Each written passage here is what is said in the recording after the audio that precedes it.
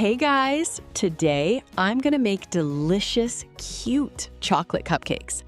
To get started, we need to prep our dry base, which is the foundation of that deep flavor. In a large bowl, whisk together 1.5 cups of all-purpose flour, 1 cup of granulated sugar, and a 1/2 cup of high-quality unsweetened cocoa powder. Don't forget to add 1 teaspoon of baking soda and a pinch of salt to balance the sweetness. Give that a good stir until the mixture is a uniform sandy brown color. Now we're moving on to the wet ingredients. Drop in 1 large egg, a 1/2 cup of whole milk, and a 1/4 cup of vegetable oil. As you start to whisk these in, the batter will look quite thick, but we're about to fix that with a secret weapon. A 1/2 cup of hot coffee. Pour it in slowly while stirring. The heat actually blooms the cocoa powder, releasing an intense chocolate aroma and creating a thin, glossy batter that results in an incredibly moist crumb.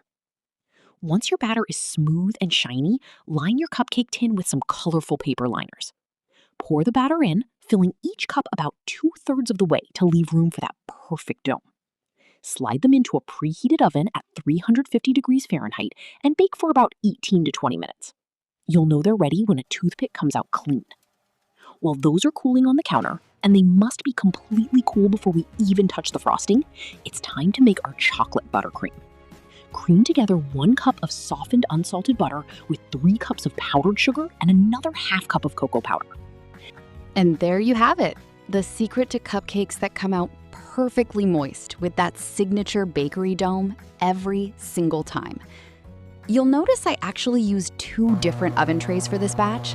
I wanted to experiment with a few different shapes, and using dedicated trays ensures that whether they're standard rounds or a more unique silhouette, the heat distributes evenly for a consistent bake.